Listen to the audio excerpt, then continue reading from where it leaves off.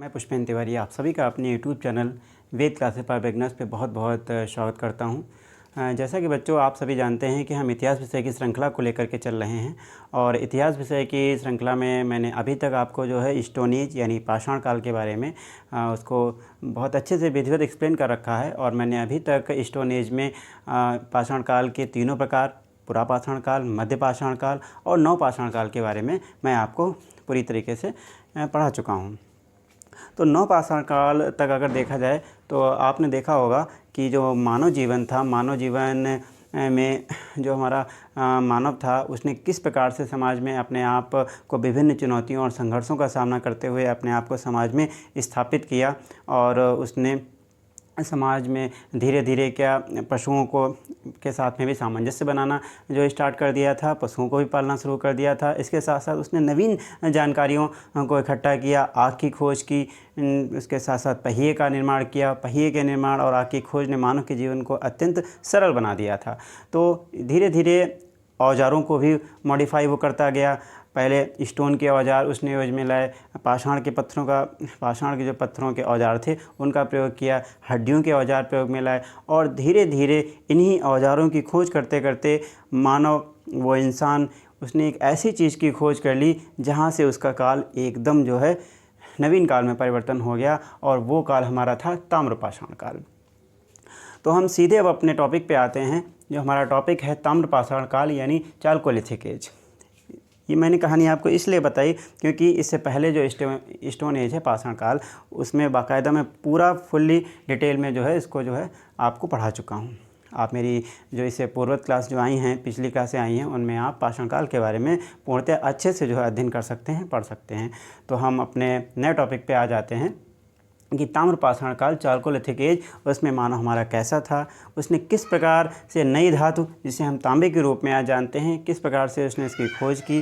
ठीक, उस समय वो किस प्रकार के बर्तनों का प्रयोग करते थे, कि उनकी किन में आस्था थी और ताम्रपाषाण काल के कितने प्रकार थे और उनके क्या क्या क्षेत्र थे। आज हम इसके बारे में बहुत अच्छे से आपको इसको एक्सप्लेन करेंगे। तो बच्चों बात करते हैं ताम्रपाषाण काल। आखिर ताम्रपाषाण काल है क्या? देखिए, एक ऐसा काल, एक ऐसा समय, ठीक है, जिसमें मानव ने पत्थर के साथ साथ एक ऐसी नवीन धातु की खोज की जिसे हम तांबे के रूप में जानते हैं। तो इसलिए तांबे के साथ साथ जहाँ पर पत्थरों का भी औजार किया गया, तो ऐसे काल को हम ताम्रपाषाण काल के नाम से जानते हैं। अर्थात प्रयोग में लाई गई जो प्रथम धातु थी, मनुष्य के द्वारा सबसे पहली धातु जो थी वो कौन सी थी? तांबा थी। बहुत इंपॉर्टेंट क्वेश्चन है, ज़्यादातर हमारे वनडे एग्जाम से पूछा भी जाता है कि मानव के द्वारा पहले प्रयोग में लाई गई धातु का क्या नाम था। तो बच्चों वो धातु हमारी थी तांबा नाम की धातु थी। प्रयोग में लाई गई प्रथम धातु तांबा थी। और मैं बता देना चाहता हूँ कि जो तांबा हमारा था, तो तांबा की खोज अगर देखा जाए, तांबा का जो प्रयोग था ये ताम्रपाषाण काल से पहले ही किया जा चुका था। इसकी खोज लगभग 5000 ईसा पूर्व के करीब में जो है ये प्रयोग में लाया जा चुका था। तो ताम्रपाषाण युग में तांबे की खोज, इसकी एक बहुत बड़ी समझ लीजिए एक वैज्ञानिक खोज रही थी जिसने मानव के जीवन को इतना ऊंचाइयों पर पहुंचा दिया था, विकास की ऊंचाइयों पर, जहां से मानव का जीवन एकदम विकास की जो एक सीढ़ी थी उस पर गतिमान हो चला था। उसके साथ साथ अगर बात की जाए कि ताम्रपाषाण काल में जो मनुष्य कैसे थे, तो बच्चों मैंने आपको बताया था, देखिए स्टोन एज में क्या था कि मानव पुरा पाषाण काल, मध्य पाषाण काल, नव पाषाण काल, धीरे धीरे सभी कालों में विकास की अवस्था की ओर बराबर आगे बढ़ रहा था। नव पाषाण काल में मैंने आपको बताया था कि मनुष्य ने धीरे धीरे क्या था, एक बस्तियां बना करके रहना शुरू कर दिया था, एक समुदाय के रूप में रहना शुरू कर दिया था और उन्होंने जानवरों को भी अपने साथ रहना शुरू कर दिया था। और इसके साथ साथ जब वो बस्ती बना करके रहने लगे थे तो उन्होंने वहाँ से क्या पशुपालन करना शुरू कर दिया, कृषि की शुरुआत कर दी थी। तो जब कोई भी मनुष्य पूरी एक व्यवस्थित रूप से निवास करने लगता है, तो जब एक बस्ती के रूप में निवास करता है तो वो कैसी बस्ती हो जाती है? वो एक ग्रामीण बस्ती कहलाती है। यानी उस समय क्या थे, वे ग्रामीण समुदाय के निवासी बन चुके थे। देखिए, अभी वो शहरी नहीं हुए थे, वो ग्रामीण समुदाय के निवासी थे, क्योंकि उस समय शहरों जैसी व्यवस्था उनके पास में नहीं थी। तो हम कह सकते हैं कि ताम्रपाषाण के जो निवासी थे वो एक ग्रामीण थे, रूरल कल्चर से बिलोंग करते थे। फिर उसके बाद अब बात करते हैं कि धीरे धीरे उन्होंने खान पीन की जो वस्तुओं के लिए बर्तनों का भी प्रयोग करना प्रारंभ कर दिया था। अब बर्तनों में उस समय पाषाण काल में क्या होते थे, पत्थरों के ही कटोरों का वो यूज कर लेते थे, या वृक्षों की जो पत्तियां होती थी, बड़े बड़े पत्ते होते थे, उन पे खाना खाते थे। लेकिन अब क्या था, अब धीरे धीरे ताम्र पाषाण काल में उन्होंने मिट्टी के बर्तन बनाना शुरू कर दिया और उन्हीं मिट्टी के बर्तनों को बच्चों मृदभांड कहा गया। मृदभांड आप समझते हैं कि मृदभांड का मतलब होता है जो मिट्टी के बने बर्तन होते हैं उन्हें मृदभांड के नाम से पुकारा जाता है। और ताम्र पाषाण काल की सबसे मुख्य विशेषता ये थी कि इनके काल में जो मिट्टी के बर्तन थे उनमें विशेष तरह की चित्रकारी की गई थी। इसकी बहुत बड़ी पहचान है कि चित्रित मृदभांडों का प्रयोग जो है ताम्र पाषाण काल से ही करना स्टार्ट कर दिया गया था। ये बहुत इम्पॉर्टेंट है, ये आप लोग इसको जो है अंडरलाइन कर सकते हैं। और ये भी मैं बता चुका हूँ कि ग्रामीण समुदाय के इनके निवासी थे।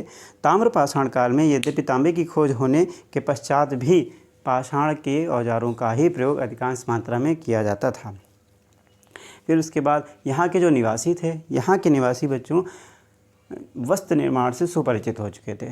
धीरे धीरे उन्होंने कपड़ों का भी निर्माण करना स्टार्ट कर दिया था। फिर इसके बाद धीरे धीरे जब उन्होंने एक तरीके से पूरी सामाजिक रूप से अपने जीवन को व्यवस्थित कर लिया, तब धीरे धीरे वो उनकी आस्था के प्रति भी उनकी जागरूकता बढ़ी।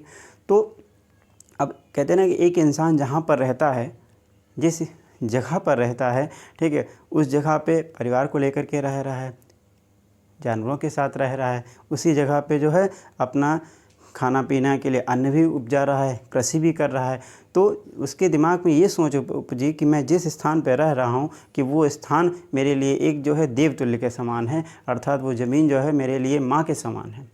तो उन्होंने ज़मीन को ही अपनी मातृ देवी के रूप में जो है पुकारना शुरू कर दिया और पूरी धरती को वो जो है मातृ देवी के नाम से पुकारने लगे। उस समय कोई देवी देवता नहीं थे, उसमें धरती माँ ही उनकी देवी थी। अतः उनकी जो आस्था थी वो मातृ देवी के रूप में थी, इसलिए जो वो मातृ देवी की ही उपासना करते थे, मातृ देवी की ही पूजा करते थे। और वृषभ धार्मिक संप्रदाय का प्रतीक था। अब भाई वृषभ सीधा सा प्रतीक होगा ही, क्योंकि भाई अब खेती किससे करते थे, कृषि किससे करते थे, कृषि के लिए क्या बैल तो ही उनके पास में ज़रूरी थे, तो बैल उनके एक सहयोगी के रूप में थे। तो वो वृषभ धार्मिक संप्रदाय का प्रतीक बन चुके थे, इतना उन्होंने उसको इम्पोर्टेंस दे दिया था। वृषभ माने बैल होता है, ठीक। या आप यहाँ से इसको ये भी याद कर सकते हैं कि वृषभ जो है धार्मिक संप्रदाय का प्रतीक था। अब हम बात करते हैं कि हमारी चालकोलिथिक जो एज थी यानी ताम्र पाषाण, ये कितने प्रकार का था। बहुत इंपॉर्टेंट, ये बहुत पूछा जाता है वनडे एग्ज़ाम्स में भी, और जहाँ तक मेंस के लिए तो बहुत इंपॉर्टेंट है। आप अगर मेंस की तैयारी कर रहे हैं PCS लेवल की, तो उसमें बहुत से इसके क्वेश्चन पुटअप कर दिए जाते हैं कि मालवा संस्कृति क्या है, कायथा संस्कृति पे टिप्पणी लिखिए। तो आप ये पढ़ेंगे तो आपको बहुत अच्छे से क्लियर हो जाएगा। तो बच्चों, ताम्र पाषाण काल को हम 3 प्रकार में बांट सकते हैं। पहला हमारा है हड़प्पा पूर्व ताम्र पाषाणिक संस्कृति, दूसरा है हड़प्पा सभ्यता एवं समकालीन ताम्र पाषाणिक संस्कृति, और उत्तर हड़प्पाई ताम्र पाषाण संस्कृति।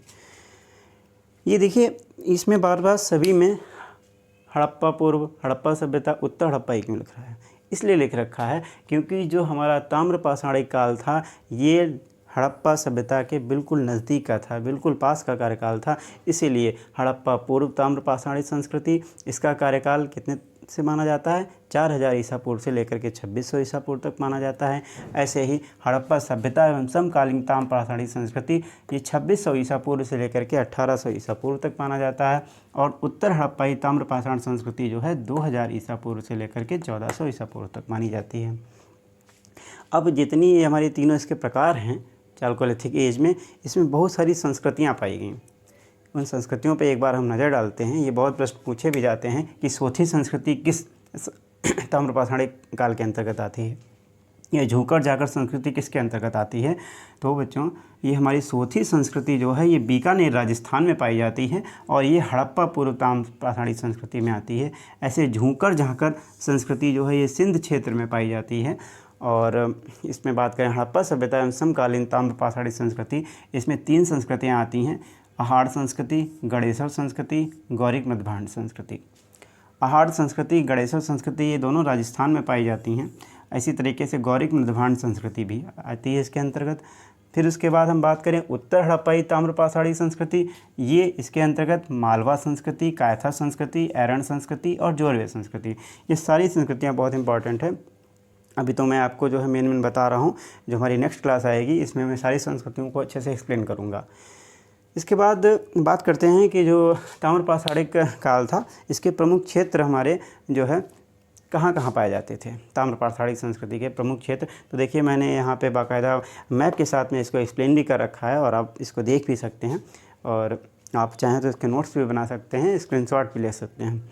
बच्चों, इसके जो प्रमुख क्षेत्र थे वो राजस्थान की बात की जाए तो राजस्थान में दक्षिण पूर्वी जगह थी, वहाँ पे आहार कह लीजिए चाहे आहाड़ कह लीजिए, आहार और गिलुंद नाम के जो क्षेत्र थे वहाँ पे इसका क्षेत्र मिलता था ये। तो इसके बाद मध्य प्रदेश का जो पश्चिमी भाग था वहाँ पे मालवा, कायथा, एरन, देखो मैंने वहाँ लिख भी रखा है, मालवा संस्कृति, कायथा संस्कृति और एरन संस्कृति, ठीक है, ये क्षेत्र यहाँ पे पाए जाते थे। और पश्चिमी महाराष्ट्र में जो है अहमदनगर के जोरवे, नेवासा, दौमाबाद, चंदौली, सोनगांव और इनाम गांव, ठीक, यहाँ पे इनके क्षेत्र मिलते हैं।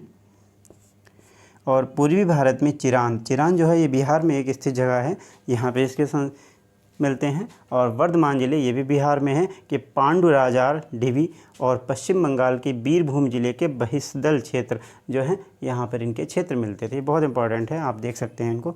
अब हम आ जाते हैं सीधे मैप पे, तो मैप पे देख लेते हैं, ये हमारा भारत का नक्शा है और इस मैप में राजस्थान में देखा जाए तो राजस्थान में आहाड़, गिलुंद, गणेशर ये एक जगह है। ये देखिए पहले मैंने यहाँ पे लिख रखा था, पहला है दक्षिण पूर्व राजस्थान, आहाड़, गिलुंद, गणेशर यहाँ पे मिलता है। फिर उसके बाद में पश्चिमी मध्य प्रदेश कहाँ गया, पश्चिमी मध्य प्रदेश में कायथा, मालवा, एरंड, त्रिपुरी, नावदा टोली। देखिए मैप से बहुत सी चीज़ें क्लियर हो जाती हैं, आप रटने की बजाय अगर मैप पर ध्यान दें तो आपके दिमाग में ज़्यादा देर तक वो रहता है।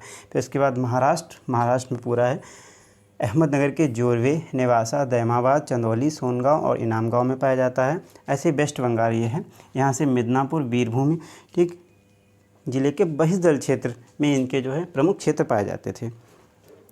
तो बच्चों, आज मैंने आपको जो है ताम्रपाषाण काल के अंतर्गत कौन सी धातु प्रयोग में लाई गई थी, उस समय मानव का जीवन कैसा था, वो किस प्रकार के जो है बर्तनों का प्रयोग करते थे, वो उनकी किस में आस्था थी, उसके बाद उसके कौन कौन से प्रमुख प्रकार थे, और प्रमुख क्षेत्रों के बारे में मैंने आपको आज जो है विधिवत जानकारी दी। अगली जो इसकी क्लास हमारी आएगी वो ताम्रपाषाण काल पे ही आएगी, क्योंकि इसमें जो मैंने इसके टाइप्स बताए हैं और जो भी इसमें संस्कृतियाँ बताई हैं, मालवा संस्कृति और कायथा, एरन, जोरवे, थोड़ी इन संस्कृतियों के बारे में ज़्यादा लंबी क्लास नहीं रहेगी, 5 से 10 मिनट की आपकी क्लास रहेगी, उसमें मैं इसको एक्सप्लेन करके ताम्रपाषाण काल को फिनिश कर दूंगा। फिर सीधे हम चलते हैं, इसके बाद में जो नेक्स्ट हमारा रहेगा वो सिंधु घाटी सभ्यता आएगा। तो बच्चों, मेरे द्वारा पढ़ाया हुआ आप सभी को कैसा लगा? आप मेरे channel Ved classes for beginners पे जो है इसको ज़्यादा से ज़्यादा आप इस पे अध्ययन करिए और मेरे चैनल को सब्सक्राइब करें, लाइक करें, और जो भी इसमें आपके द्वारा जो भी राय होती है वो कमेंट के माध्यम से ज़रूर दिया करें। धन्यवाद, मिलते हैं अगली क्लास में।